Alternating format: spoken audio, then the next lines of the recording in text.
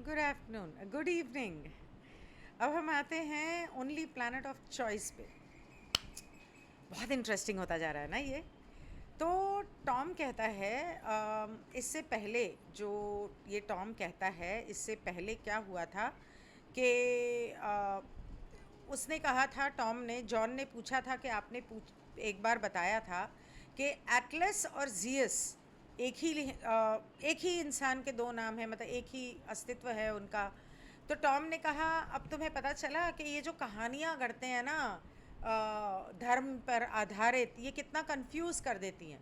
यहाँ तक उन्होंने कहा था कि जियस जो है उसने एक हंस के साथ संभोग किया था, और वो हंस जो है वो स्वर्ग से उतरा था। अब तुम्हें पता चला कि ये कितनी उल जलूल बातें कैसे कंफ्यूज करते हैं लोगों को। तो आगे टॉम कहता है कि आदिम मनुष्य की धारणाएं,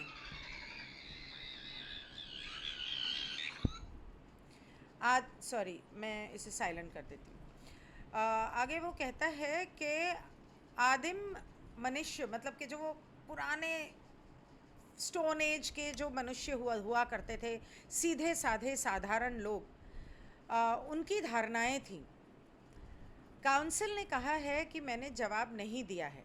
हाँ, दुनिया को थामे हुए वह एल्टिया ही थी जो धरती को, वर्ल्ड को ऐसे संभाले हुए थी। मेरे ख्याल से हिंदू शास्त्रों में वो कछुआ था ना, जो विष्णु अवतार बनकर आए थे कछुए की पीठ पर धरती को संभालने के लिए। तो यहाँ वो कहते हैं कि दुनिया को थामे हुए वो एल्टिया ही थी। यहाँ तक मुझे लगता है वो ये कह रहे हैं कि एल्टिया की सभ्यता ने दुनिया को संभाला हुआ था। जॉन कहता है, लेकिन मैंने पूछा कि क्या वो जियस जैसा ही था, मतलब एल्टिया और जियस क्या मतलब एक ही थे। तो टॉम कहता है, मनुष्य ने उस पौराणिक देवत्व की रचना की, मतलब कि उन्होंने अपने दिमाग में उसकी रचना की, ऐसा कुछ नहीं था। उन्होंने सभ्यताओं को देवता बनाने के लिए चरित्र दिए, जबकि वे थे ही नहीं। हंस के साथ जियस था। हंस एक जहाज था। जियस जो था वो हंस के साथ आया था, लेकिन वो जो हंस था वो एक जहाज था। आपको याद है, राम जब सीता को लेके लंका से वापस आ रहे थे तो वो भी एक हंस रूपी जहाज में आए थे। कुछ तो जुड़ रही हैं कड़ियाँ। जब जियस जहाज में गया तो उन्होंने उसे देवता कहा, क्योंकि जब वो जियस उस जहाज़ में बैठा और उसमें गया या जो भी, और क्योंकि वो आसमान में उड़ा और ऐसे चला गया, तो उन लोगों ने उसे भगवान का नाम दे दिया, क्योंकि वो ये उनका पर्वत था। For it was the mountain. पर्वत था, मुझे नहीं जॉन कहता है मुझे नहीं पता कि उनके पहाड़ से आपका क्या मतलब है। पर्वत था मतलब क्या?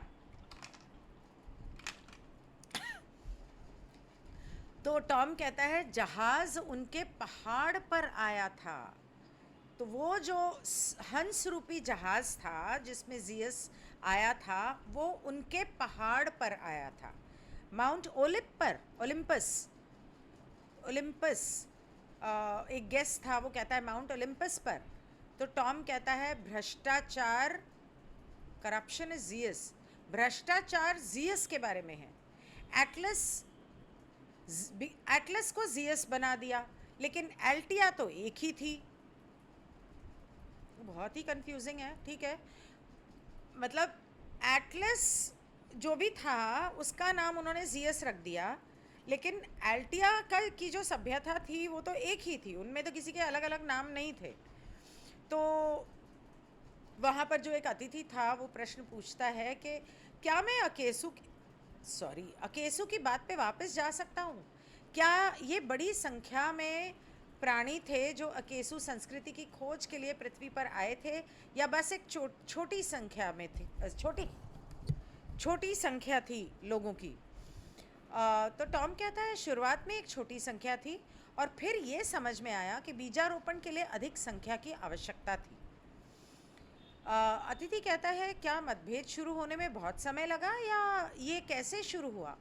किस प्रकार के मुद्दे शामिल थे, मतलब किस तरह के मुद्दों पर मतभेद या प्रतिभेद हुआ, प्रतिभेद ही सेड राइट, मतभेद सॉरी। तो टॉम कहता है जब वे दूर दराज के क्षेत्रों में चले गए, अलग अलग जगह पे दूर दूर चले गए, तो कोई संबंध नहीं थे उनके आपस में, और भ्रम की स्थिति बन रही,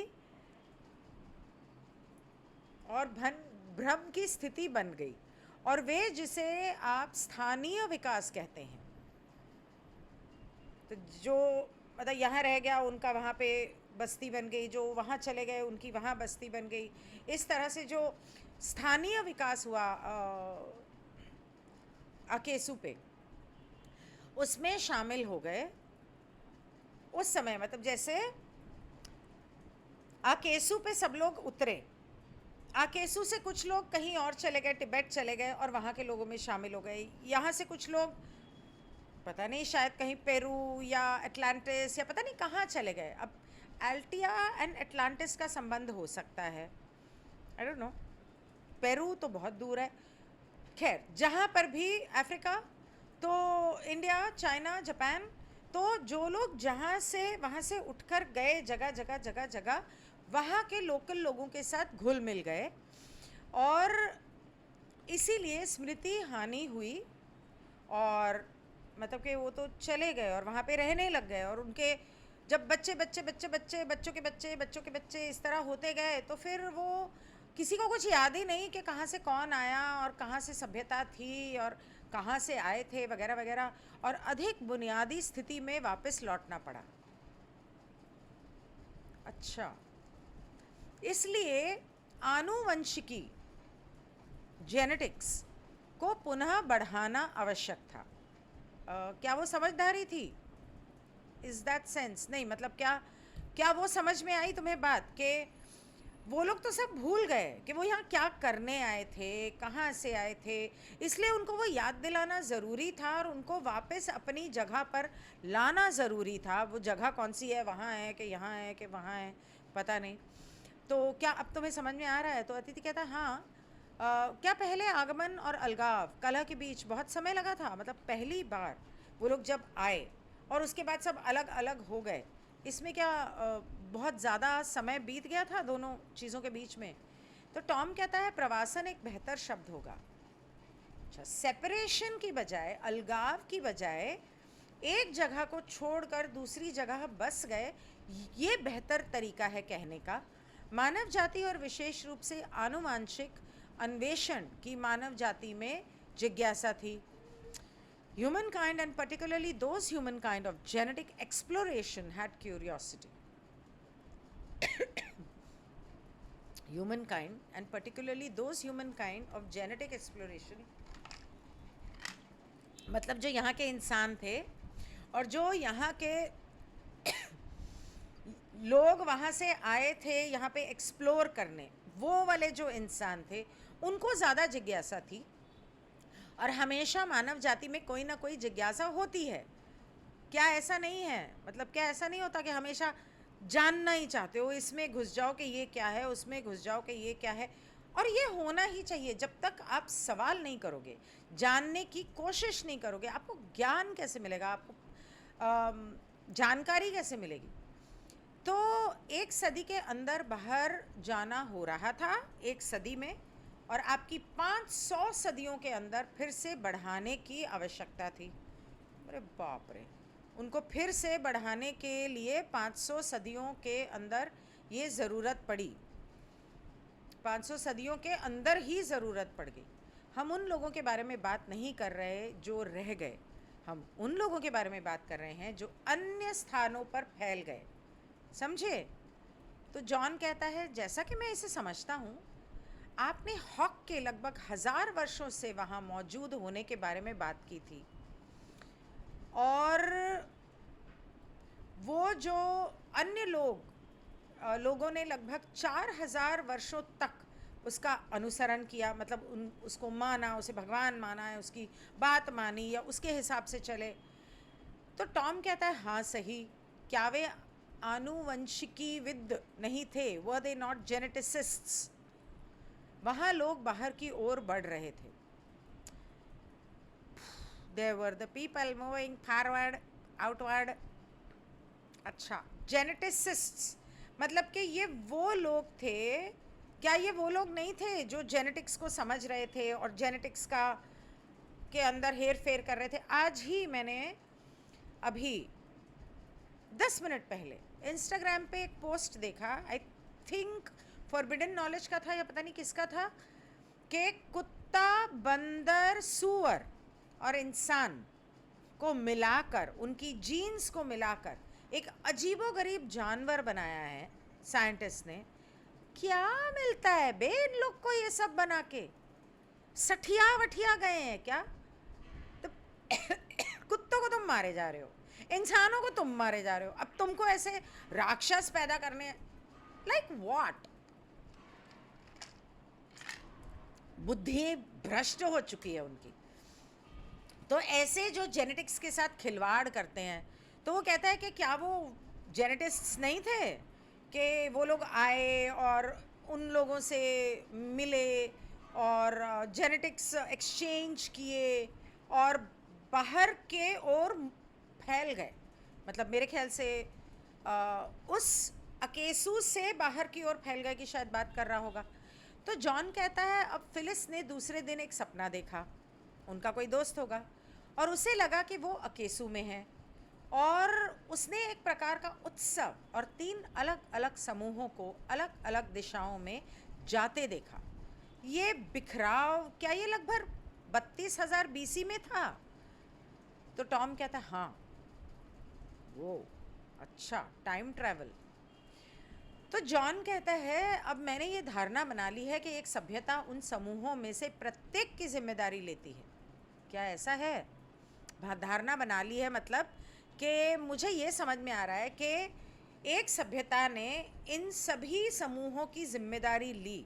क्या ऐसा हुआ? तो टॉम कहता है हाँ, जैसा कि आप कहते हैं वैसा ही है, जैसे तुम कह रहे हो कुछ ऐसा ही लग रहा है। as it is as you would say sound, it is as you sound, okay. तो जॉन कहता है ठीक है, मुझे लगता है कि ये आशान, आल्टिया और हुआ थे, क्या ये सही है? तो वो कहता है बिल्कुल सही, आशान, अल्टिया और हुआ के लोग थे जो 3 प्रजातियां फैल गईं। तो जॉन कहता है हाँ, अब मैं ये निर्धारित करने का प्रयास कर रहा हूँ कि कौन किस दिशा में गया। जो चीन गए क्या वो हुआ के थे? तो टॉम कहता है वो हुआ के साथ संयोजन में आशान के थे। अरे माँ, अच्छा, मतलब आशान और हुआ मिलकर चीन गए थे। अब वो मिलकर चीन गए थे या दोनों ने मिल के कुछ बच्चे पैदा किए जो चीन में गए, भगवान जाने क्या था। जॉन कहता है मैंने देखा जाने से पहले वे मिश्रित हो गए, जैसा मैंने कहा कि 1 + 2 = 3। तो टॉम कहता है ऐसे लोग थे जो मिश्रित थे और वे जो अन्य ग्रहों से उपनिवेशवादी थे, दूसरे ग्रहों से यहाँ आके जो बस गए थे, कॉलोनिस्ट्स थे और मिले जुले भी थे। अकेसू में ऐसे लोग थे जो शुद्ध तनाव के थे, मतलब जो शुद्ध तनाव नहीं, जो शुद्ध धरतीवासी थे या शुद्ध जिस ग्रह के भी हों वो शुद्ध भी थे। तो जो पृथ्वी के लोगों के साथ एक ही सभ्यता का मिश्रण थे। Those who were a mixture of one civilization with people of earth, मतलब कि हुआ के लोग धरती के लोगों के साथ, आशान के लोग धरती के लोगों के साथ, एल्टिया के लोग धरती के लोगों के साथ। तो वो 3 और सभ्यताएं बन गई, मिक्सचर हो गया धरती के लोगों के साथ, लेकिन उनका प्योर था। और ऐसे लोग भी थे जो मिश्रित नस्ल के थे। अरे भगवान, क्या खिचड़ी फैलाई है तुम लोगों ने भाई, क्या रायता फैलाया है सच में। फिर से दूसरी सभ्यता के लोगों के साथ मिश्रित हो गए। अरे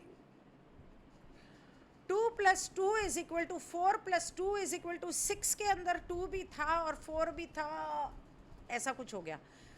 आप इस बात को समझ सकते हो, हम कैसे समझा सकते हैं? आप इस बात को समझ सकते हो? क्या तुम्हें समझ में आ रहा है? अब हम कैसे समझाएं? हम तो इस सौर मंडल का एक तुम्हें एग्जाम्पल देते हैं, उदाहरण देते हैं।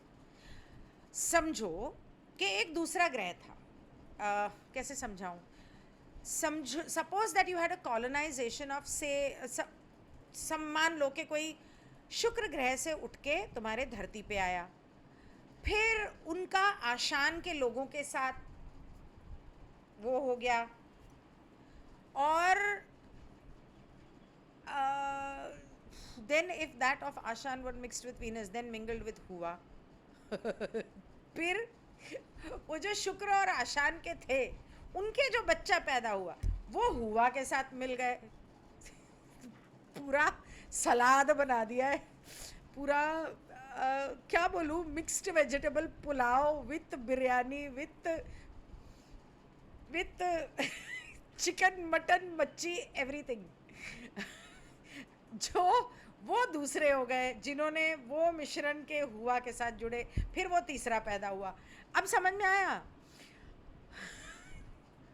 तो जॉन कहता है क्या हम बीजारोपण के 3 अवसर निर्धारित कर सकते हैं कि 3 अलग अलग समय पर जब बीजारोपण हुआ, जैसा कि मैं इसे समझता हूँ, पहली बार हजारों साल पहले हुआ था, दूसरी बार गार्डन का समय, गार्डन तारिम बेसिन, जो तारिम बेसिन की मैंने बात बताई थी पिछली बार, अकेशु या जो भी नाम था उसके पास जो तारिम बेसिन है, दूसरा वो हो गया, और तीसरी बार अब्राहिम के समय हुआ। मैं सही कह रहा हूँ? तो टॉम कहता है हाँ सही कह रहे हो। तो जॉन कहता है हाँ, तो पहला बीजारोपण हॉक के आने से हुआ। टॉम कहता है सही। तो दूसरा वाला 1,00,000 साल बाद हुआ, ठीक है, मिलेनियम के बाद, मिलेनियम के बाद, हाँ मिलेनियम के बाद, मतलब 1,000 साल, 1,00,000 साल, मिलेनियम 1,000 साल। तो दूसरा वाला उसके 1,000 साल बाद हुआ। तो टॉम कहता है हाँ दूसरा वाला 1,000 साल बाद हुआ। तो जॉन कहता है 1,000 साल बाद हॉक के आने के बाद? तो टॉम कहता है हाँ अंदाजे से। तो जॉन कहता है अच्छा ओके।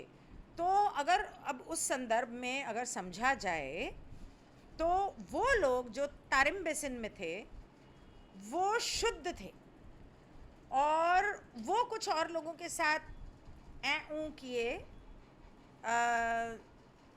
ऐसा हुआ, दूसरे जो ग्रहों से आए थे उन लोगों के साथ, या दूसरे धरती के ऊपर जो बीज डाले गए थे उनके साथ। टॉम कहता है हाँ वो हुआ के थे। अरे बाबा रे बाबा। जॉन कहता है वो पूरी तरह से हुविड थे, प्योर। तो क्या वो ऐसे खाना बदोश की तरह इधर उधर जाते हुए दूसरे लोगों से नहीं मिले थे? जैसा कि मुझे समझ में आ रहा है, जो यहाँ धरती पे बीजारोपण से आए थे, क्या उन लोगों के साथ वो ऐसे खाना बदोश की तरह इधर उधर भटकते हुए उन्होंने मिल के उन्होंने पैदा नहीं किया था? तो टॉम कहता है हाँ सही कह रहे हो। तो नहीं किया था मतलब। और जॉन कहता है एल्टिया जो थी, जो दूसरी सभ्यता थी, वो भी यहाँ पर अपने बीज छोड़ के गई थी, सही कह रहा हूँ? तो वो कहता है हाँ ये भी सही कह रहे हो। अच्छा एक मिनट, मैं ये ख़त्म नहीं करती हूँ, मैं इसको ना थोड़ा आगे लेती हूँ, क्योंकि 2 पेजेस कर दिए तो ये थोड़ा इंटरेस्टिंग है काफ़ी, और बहुत कॉम्प्लिकेटेड है। तो जॉन कहता है एक बार तुमने कहा था कि वो छोटे वाले लोग, मुझे कुछ समझ में नहीं आया, छोटे लोग मतलब क्या वो हुआ के लोग थे जो हुआ यहाँ पे छोड़ गए थे? क्या वो साइज में छोटे थे? तो टॉम कहता है नहीं, हम इंसानों की बात कर रहे थे। जब वो यहाँ पर आए थे तो वो बहुत छोटे छोटे थे, और जो बड़े बड़े राक्षसी लोग आए थे वो बाहर से आए थे धरती के लोगों के मुताबिक। इसका मतलब इंस्टाग्राम पे कुछ अकाउंट्स पे बहुत सारे ऐसे वीडियोस देखे हैं, अभी ये 100-150 साल पहले के, जब छोटे लोग और राक्षसी लोग आपस में घुल मिल रहे हैं और एक ही समाज में एक दूसरे के साथ ऐसे रह रहे हैं जैसे नॉर्मल, मतलब 50 लोग अगर सड़क पर चल फिर रहे हैं, बीच में उसमें से एक, और वो लोग कुछ 5.5 फुट के हैं या 5.5 पौने 6, उसके अंदर एक 8-9 फुट का अगर बीच में ऐसे चल के जा रहा है तो कोई उसकी तरफ मुड़ के भी नहीं देख रहा कि भाई ये कौन आ गया हमारे बीच। तो 8 तो बहुत दूर की बात है, 7 फुट का कोई आ जाए, वो कौन है, खल्ली खल्ली बल्ली हरियाणा का, वो कुछ 7-7.5 फुट का है, राइट। कितना हुआ बना दिया उसका, हाँ ये तो बहुत, इसका मतलब वो वहाँ से आया हुआ है। तो आज की डेट में हम लोग इतना बड़ा इश्यू बना देते हैं उसका। उन लोगों के लिए तो ऐसे था जैसे ये आम बात है, हाँ ठीक है, जा रहा है जा रहा है, क्या है उसमें। अच्छा, तो एंड्रू कहता है अगर हम वो पुरानी बातों की तरफ वापस जाएं जहाँ पर लोग एक दूसरे से मिल रहे थे, एक दूसरे के साथ ऐ ऊ करके बच्चे पैदा कर रहे थे मैं थक गई हूँ सब भोग की बातें करते करते, ख़त्म ही नहीं होती। कभी इसने उसके साथ किया, कभी उसने इसके साथ किया, इसने उसने किया, उससे जो बच्चे पैदा हुए उसने इसके साथ किया, फिर जो बच्चे पैदा हुए फिर इसने उसके साथ किया, ये तो चेन ख़त्म ही नहीं हो रही। तो वो कहता है कि हमें समझ में आ रहा है कि जो धरती के ऊपर हमको विज्ञान पढ़ाया जाता है ना, तो धरती का जो विज्ञान जो था ना, उसके ऊपर एक बहुत बड़ा एक ऐसा हिस्सा था जिसमें आइस एज हुई थी। और आइस एज तकरीबन 32,400 साल पहले, मतलब आज से 34,400 साल पहले ख़त्म हो गई थी। उसके बारे में कुछ बताओगे, क्या वो सच में ख़त्म हो गई थी या वो अब भी कहीं है? तो टॉम कहता है नहीं, वो ख़त्म हो चुकी थी। अच्छा, तो एंड्रू कहता है कि अच्छा, तो उस समय पर आकेसू जो था, जैसे आज वो रेगिस्तान है, तो क्या उस समय पर वहाँ पर हरियाली थी, वहाँ पर खेती बाड़ी हो सकती थी? तो टॉम कहता है नहीं, हुआ नहीं था, शुरू नहीं हुई थी, लेकिन बस शुरुआत होने ही वाली थी कि वहाँ पर खेती की जा सके और हरियाली आ सके, कुछ इस तरह से शुरुआत होने से पहले का समय था। तो एंड्रू कहता है अच्छा, तो मतलब अब भी वहाँ पर थोड़ा ठंड थी? तो टॉम कहता है हाँ ठंड थी, बहुत ज़्यादा हरियाली नहीं थी, थोड़ा थोड़ा बीच में मिट्टी पत्थर इस तरह से था, ब्राउन एंड रेड। तो जॉन कहता है मैं ये पूछना चाहता हूँ कि एडम एंड ईव की स्टोरी क्या थी? वेरी इंटरेस्टिंग, एक और ऊ पे आ गया Where did I come up from with this पता नहीं कहाँ से आ गया मेरे मुंह में, बट एक और, चलो ठीक है।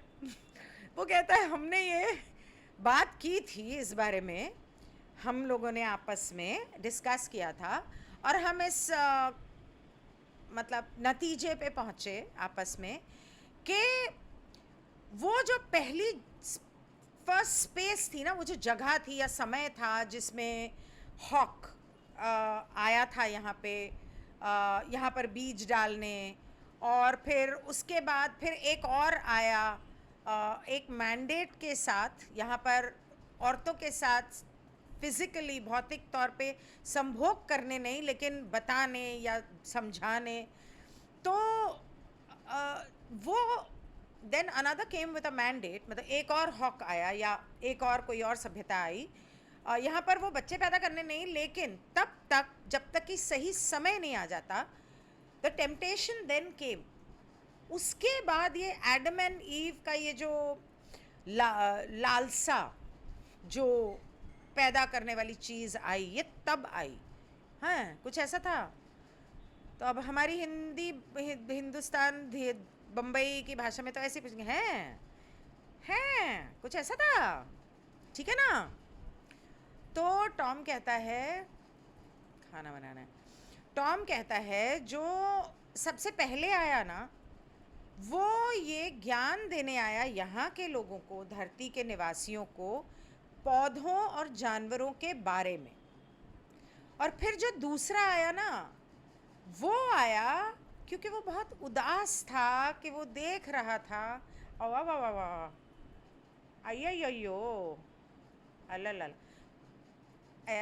तो वो जो दूसरे बार 1000 साल बाद जो दूसरे लोग आए वो बहुत उदास थे, बहुत दुखी थे, क्योंकि उन्होंने देखा कि यहाँ के तो लोग जानवरों के साथ भी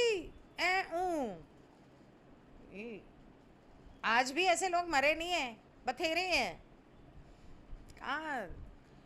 तो वो इसलिए दुखी नहीं थे कि वो लोग ऐसा कर रहे हैं, oh, but for not having a companion to communicate with.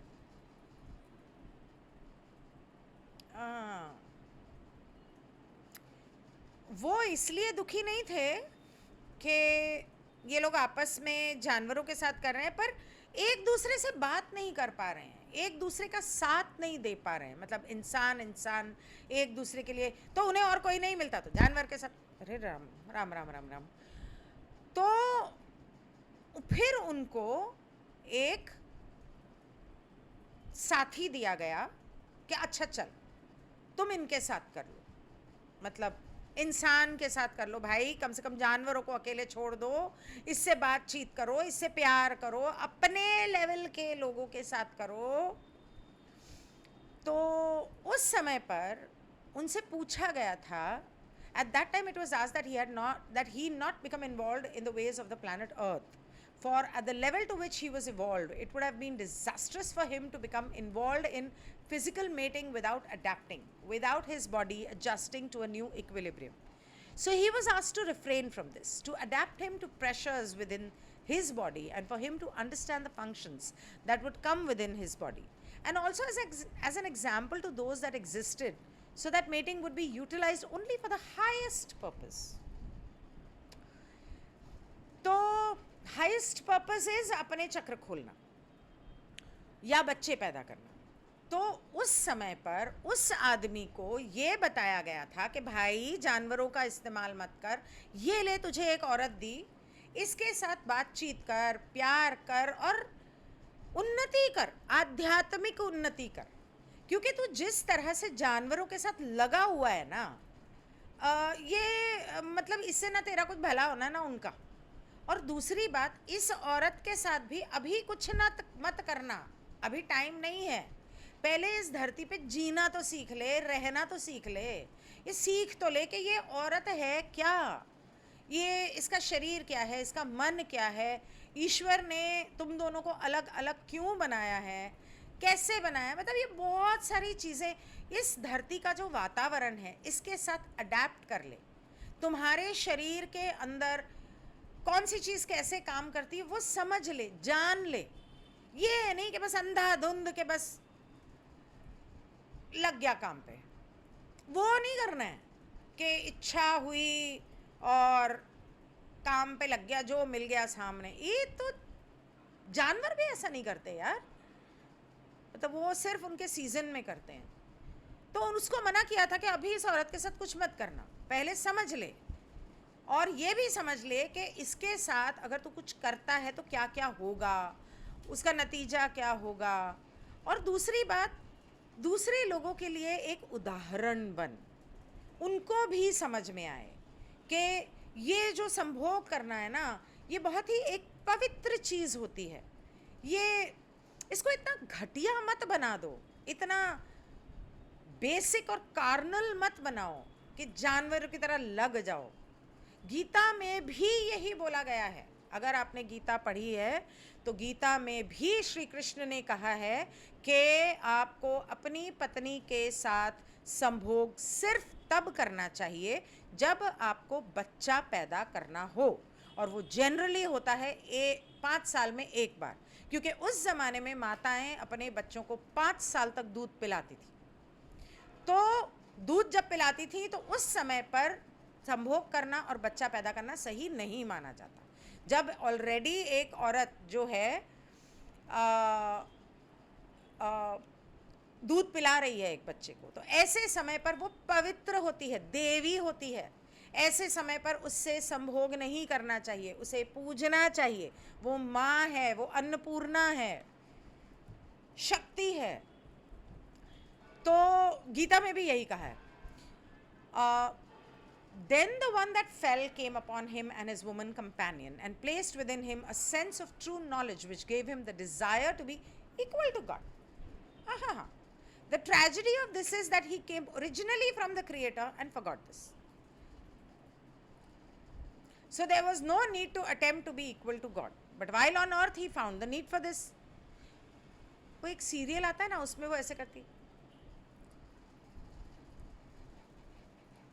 ये वही वाला हो गया, क्या बोलते हैं उसको, भूल गई।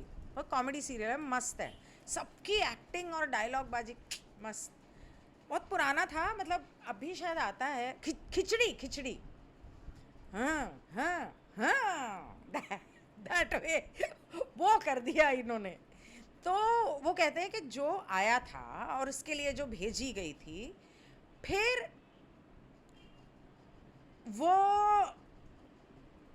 अपनी औकात से गिर गया, सीधे शब्दों में, और उसके अंदर एक ये ज्ञान आया, सच्चा ज्ञान, जिसने उसे, मतलब बेसिकली उस संभोग करने से उसके चक्र जागृत हो गए, उसकी कुंडलिनी जागृत हो गई, और उसको ये लगा मैं तो भगवान हूँ, मैं तो जो बोलूँ वो हो जाएगा, मैं तो जो चाहूँ वो कर सकता हूँ, तो मैं तो भगवान हूँ। दुख की बात ये थी कि वो असल में भगवान का ही अंश था, पर वो भूल गया। Thank you so much our ancestors.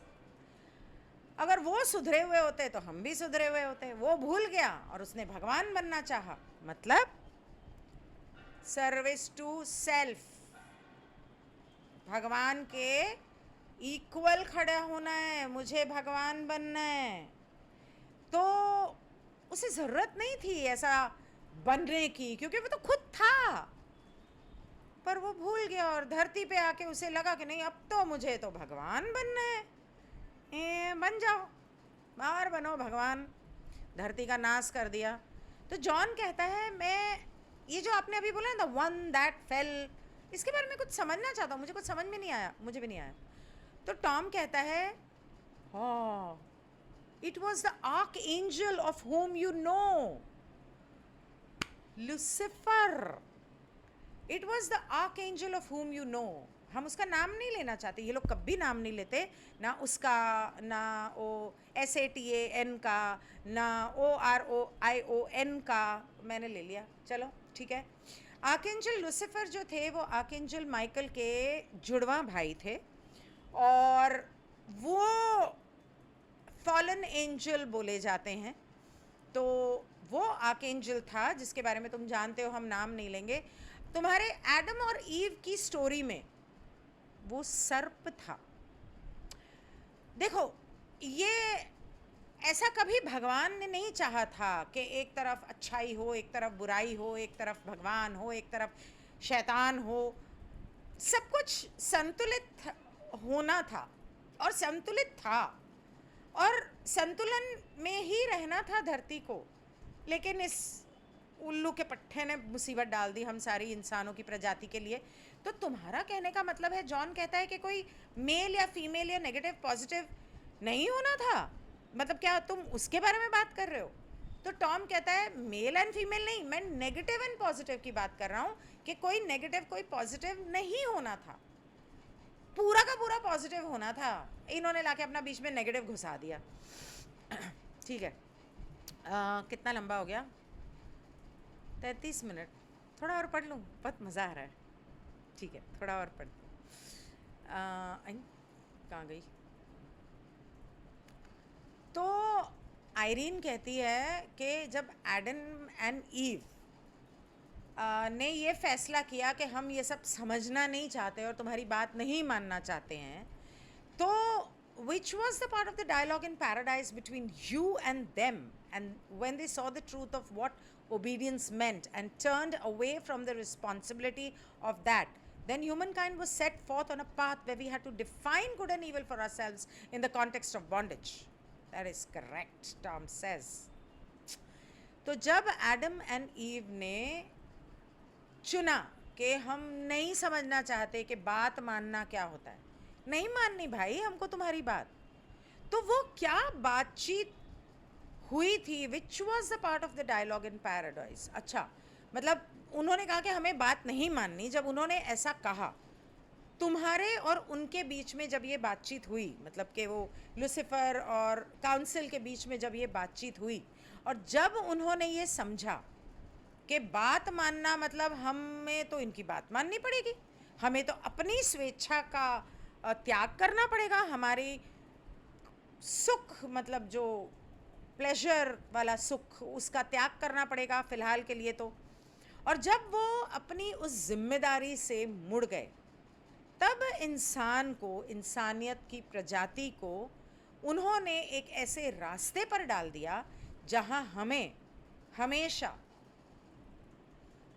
अच्छाई और बुराई का ताल्लुक बंधन और डोमिनेशन और बॉन्डेज से होता है। मतलब कि बंधन से होता है, बॉन्डेज मतलब बंधन, कि मैं कोई बंधा हुआ तुम्हारा मजदूर हूं जो मैं तुम्हारी बात मानूं, मैं नहीं मानता तुम्हारी बात। तो टॉम कहता है बिल्कुल सही।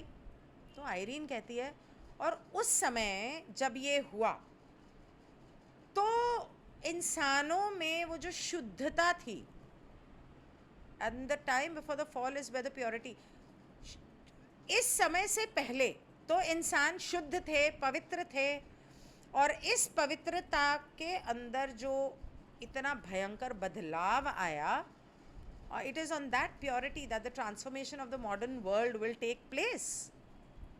अच्छा, तो वो जो शुद्धता इंसानों के बीच, इंसानों के अंदर थी ऐसा होने से पहले, उस आधार पर अब इंसानों की प्रजाति में बदलाव आएगा। तो टॉम कहता है ये भी सही। ये जो तुम्हारा मॉडर्न वर्ल्ड है, ये उसके उस दूषित करने का प्रभाव है, और इसीलिए ट्रांसफॉर्मेशन जो होगा would be the result of non contamination. ये इस तरह से होगा या होने की ज़रूरत है जहाँ पर वो प्रदूषण ना हो, वो उनकी नकारात्मकता ना हो, वो उनका बात ना मानना वगैरह वगैरह, और अपनी मनमर्जी करना और ख़ुद को भगवान समझना और घमंड और अभिमान वगैरह ना हो। तो आयरीन कहती है अच्छा हाँ, और इसीलिए असलियत हमारे इस समय में, इस काल और समय में बदल रही है, और उसको बदलने का जो तरीका है वो है हमें अपनी भूलने के पर्दे को भेदना है। क्योंकि सारी सच्चाई जो है, all reality does is continue to mirror where we were since the fall. उसके गिरे हुए उस उल्लू के पट्टे के बाद से जो सच्चाई बनी है दुनिया में, हमारी ये जो माया जाल है, ये हमें वो दिखाती है जहाँ हम थे या हैं उसके बाद से। उसके पहले वाला जो हमारा सत्य था या हमारी पवित्रता थी, वो हमें नज़र नहीं आता, और उसे देखने के लिए, उसे जानने के लिए, उसे समझने के लिए, या यूँ कह लो कि रचेता को समझने के लिए हमें अपनी रूट ऑफ द माइंड में इस भूलने के पर्दे को भेदना है। टॉम कहता है बिल्कुल सही। और ये जो माया जाल है कि तुम सब ईश्वर से इक्वल हो या उससे बड़े हो और इस रचना से बड़े हो, ये एक मायाजाल है, ये एक भुलेखा है, ये एक इल्यूजन है, सही नहीं है, झूठ है। और सच्चाई ये है, and the reality you take to be real is illusion. One second. It is the illusion that you humans are equal or superior to the creator and creation, and the reality you take to be real is illusion. इतना क्यों complicate कर रहा है? सीधी भाषा में बोल रहा है कि ये सभी कुछ माया है, ये सभी कुछ एक छलावा है, जिसे तुम समझते हो कि तुम्हें ईश्वर से बड़ा होना है, या तुम ईश्वर से बड़े हो, या तुम उसके समान हो, या ये रचना जो है वो तुम वगैरह वगैरह, और ये भौतिक ज़िंदगी जिसे तुम असलियत समझते हो, ये सब कुछ एक छलावा है। तो आयरीन कहती है अच्छा, तो अब क्या ज़रूरी है कि what is necessary now is the establishing of a philosophical construct of Eden so that everything else will have its proper order. Eden मतलब स्वर्ग, ईश्वर का बनाया हुआ वो स्वर्ग जहाँ पर पवित्रता थी, सच्चाई थी, मासूमियत थी, लालसा नहीं थी, वासना नहीं थी, प्रेम था। तो वो कहती है कि आयरीन के तो अब आप कह रहे हैं कि अब ये ज़रूरी है कि हम वो जो हम जिसको स्वर्ग मानते हैं कि जहाँ पे ऐसा था वैसा था, उस तरह की एक ज़िंदगी या हमें इस धरती पर स्थापित करने की ज़रूरत है ताकि सब कुछ वैसा हो जाए जैसा कि ईश्वर और रचेता चाहता था। तो टॉम कहता है हाँ, ताकि वो एक पवित्रता के झरने की तरह बहे, वाटरफॉल की तरह, पवित्रता का वाटरफॉल, पवित्रता बहे यहाँ पर, मतलब हर जगह वही हो। तो आयरीन कहती है अच्छा, वाह, बहुत अच्छे। तो इज़राइल करके वहाँ पे कोई और थी, तो वो कहती है चलो चल के करते हैं। मेरे ख्याल से काफ़ी लंबा हो गया, मैं लालसा में आ गई ज्ञान के या सच्चाई जानने के आगे क्या हुआ, आगे क्या हुआ, आगे क्या हुआ। तो बाकी कल कोशिश करूँगी। Okay, bye, good night.